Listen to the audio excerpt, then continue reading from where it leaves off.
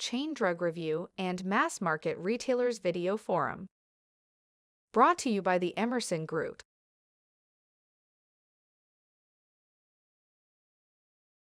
Hello everyone, I'm Jeffrey Wold, Editor-in-Chief of Chain Drug Review and Mass Market Retailers.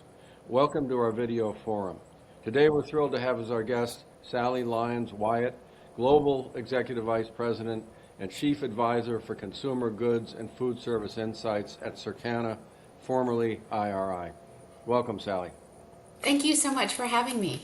Recently, the federal government released its latest inflation statistics, and they continue to point in the right direction. In May, inflation was up only 0.2%, excluding food and fuel.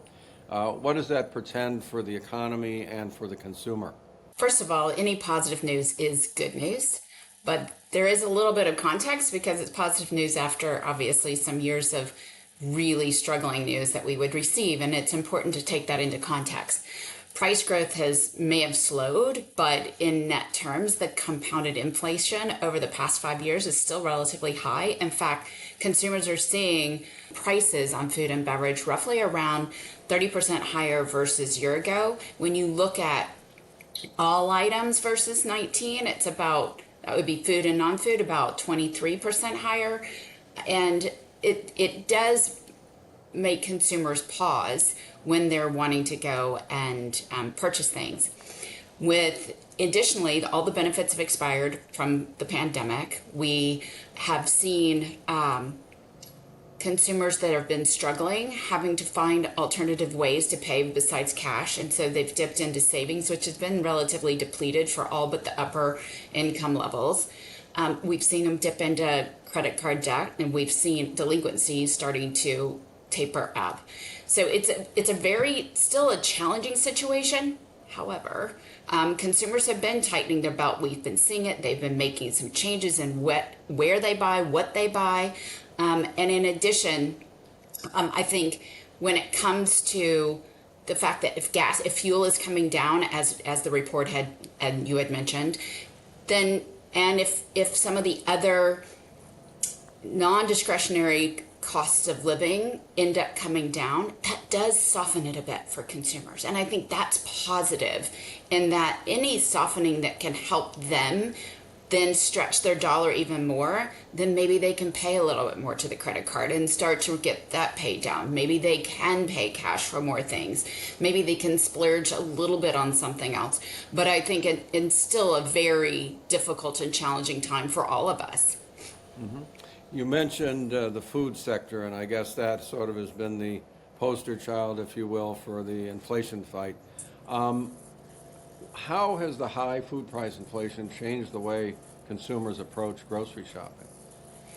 It's interesting. So I mentioned that we are still roughly around 30% higher versus 19 for food and beverage, and we're seeing them make a lot of different shifts in what they consume and where they shop. So what do I mean by that? We've seen them trade out of the grocery sector into more value channels. So that could be mass, that could be club, that could be dollar. We've seen dollar have huge gains, but it could also be at times, sometimes it's convenience. And although you might wonder, okay, dollar makes sense, but convenience, sometimes those prices may not be as low as a dollar store. But the point about dollar and convenience is that entry price point. And when you aren't able to buy a 6-pack or a multi-pack or a large family size, then what's attractive is those small to mid sizes, which is what is bringing consumers into these channels that carry that small to mid size package, which carries a lower price than the large or the multi-packs. On the other side, we do see uptick in multi-packs because when consumers can afford the price point, they see the value in that. So one shift is on packaging. Another shift is on where they're buying. So again, going more into the value channels. And then we've also started to see a little bit of trading up and trading down. So we've seen private label gain. So that's trading down to private label where they feel that maybe the price and the quality is still as good as they need, and yet it helps their piggy bank and they can stretch their dollar. But for others, it's, I can't afford to go out to eat. We're talking about food and beverage at retail, but food and beverage out of home at food service is also on average over 30% higher than 19, and it's going up. And I'm sure you read the headline about Happy Meals being $20 potentially in California. But the reality is food service is fighting inflation plus labor.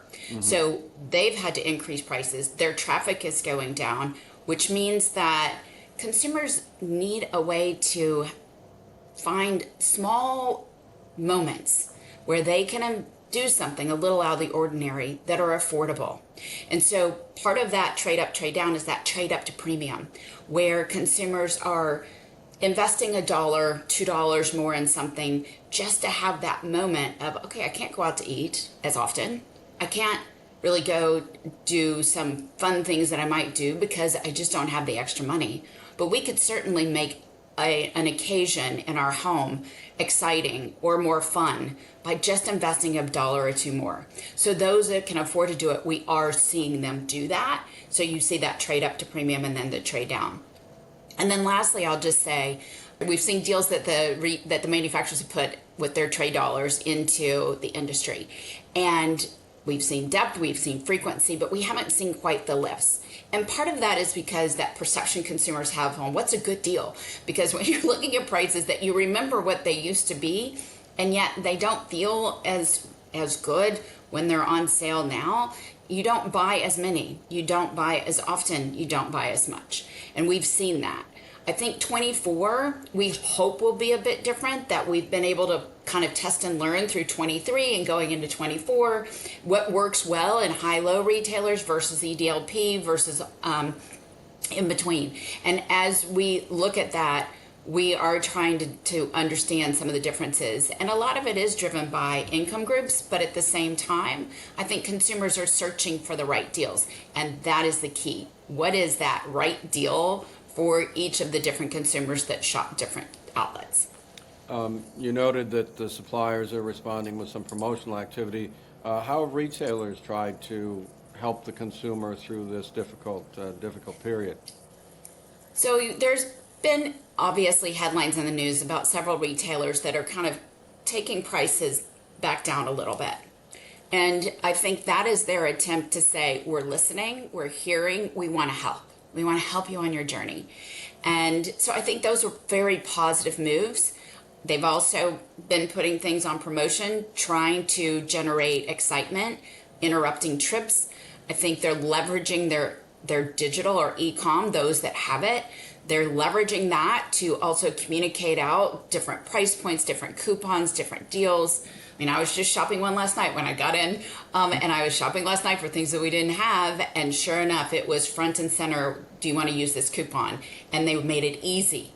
And I think that's the key, is trying to make it easy, because we're all time starved, we're wallet stretching, and we are really stressed a lot of times. So by making it easy on consumers to find ways to help them on their spending journey and really assisting them with that, I think it's all positive. Now, the question is, did they go low enough? Is it going to be enough? And I think that's still time will tell, when we'll continue to monitor. But I think the move itself is obviously a move that consumers cherish. Earlier you mentioned private label and people shifting spending over there. Do you think we're going to see a permanent change in the way Americans shop? I mean, as we know, Europe, private label is much bigger than it is here. Might this signal a significant shift in our market in the U.S.? We're really digging into that as we speak. We have been wondering when that tipping point is going to come. And as I say that, we're not quite there here in the US, but retailers are putting a lot of effort to make sure they have their own brand, that brand is present across the store, that they are getting on the shelf and getting the you only find it here type messaging out to consumers. So that's all happening. I think, however, that national brands in the US have entrenched themselves with many generations, and I think it's going to be a little harder to get to the same levels in all categories across the store. But I think there's several categories that we are at par, if not even higher than in Europe. So in some aspects, in some categories, we're there. In some categories, it might be a little harder pressed because consumers really love some of these brands that are in them. But at the same time, we could be getting to a tipping point where it is more looking like Europe, but I don't know that we're quite there yet. What are a couple of the categories where we're have achieved parity with Europe? Well, in the frozen department, there's a few. So if you look at frozen vegetables, when you look at some categories that sugar, when you look at categories that are more commodity, if you will, and I use that knowing that there are manufacturers out there saying, how can she say that? But there are categories where consumers feel that, okay, some products are relatively at par, whether it's a brand or not brand, unless the brand itself, the national brand, points to distinction, points to differentiation. Without that, then it is a little bit on at par with a private or a retailer owned brand. With that said, when national brands are able to point to differentiation, are able to point to uniqueness, maybe it's flavors, maybe it's the packaging, maybe it's something that's very innovative, then consumers do tend to want to try that if they can afford it. So I would say that when there's categories where you can have a product that is similar or sometimes even better than a national brand, like some of the ones that I shared, then private label does have a right to be on the shelf and be a competitor. And that is really what they're saying is, we're just another brand you're competing with. And if you want to stay on our shelves, then bring excitement, bring differentiation, let the consumers know what that you're able to do in addition to what we do. And I often tell it's a coexistence as opposed to anything else. I think national and private brands need to find a way to coexist to uplift the industry. And I think if they do that, we're going to be a healthy industry overall. We're talking about private label. Help me understand this phenomenon of dupes. What's the difference between a dupe and a private label product as we've known it in the past? It's such a great question.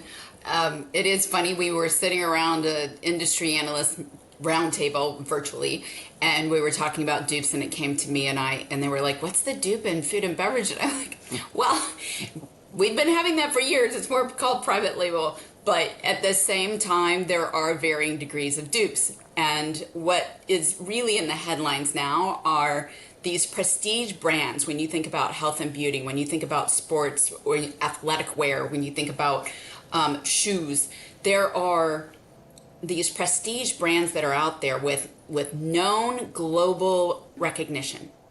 And those brands command a very high price. Some of them are very expensive. The dupe is, you can have that same look, you can have that same comfort or quality or the same type of actionability with it, but at a much lower price. And it's funny because just as an example, there is a pair of shoes that a prestige company has out there, and there was another company that did a dupe of it, and it was a fraction of the cost. So I bought the fraction of the cost shoes. I get more compliments on them than I do on when I might wear something of higher price. It's really interesting dynamic that's out there, but it gives consumers choices. For the consumers that want to have and aspire to have some of the prestige brands, that is something that makes them feel good or feels that just is what they feel is value to them, then it's out there. But for those that say, I would love that, but I don't want to spend that much money, or I don't have the money to spend, then it's giving them a choice and an option. And I think that's what makes America so great, is that we do have options that consumers to choose from, and that's where dupes come in. Is there a difference in attitude among consumer groups? And I'm thinking mainly of age here, their acceptance of dupes, and in their general approach to shopping and purchasing in general. As you would imagine, those within higher income are the ones that are still kind of opting in for the prestige, but we still see bifurcation almost in any cohort group you see. So there's no one answer for any age group, generation group, income group, doesn't matter. There's not one answer. What we have seen, however, especially when you think about this duping, then obviously those that are kind of mid to lower income or earlier generations, so Gen Alpha, Gen Z, they are really leaning into the dupes because it is more affordable because they're not in their prime earning years quite yet. When you think about the shopping, it is fascinating because we do see the lower income and younger shoppers, really the ones that are kind of leaving grocery and going into the other channels, whether it be dollar, whether it be club or mass, and mostly I would say mass and dollar, and then even convenience. And even within those, when you go into channels, we see bifurcation. We see some retailers doing really well, and we see some that are struggling. We see seniors are way more entrenched to grocery.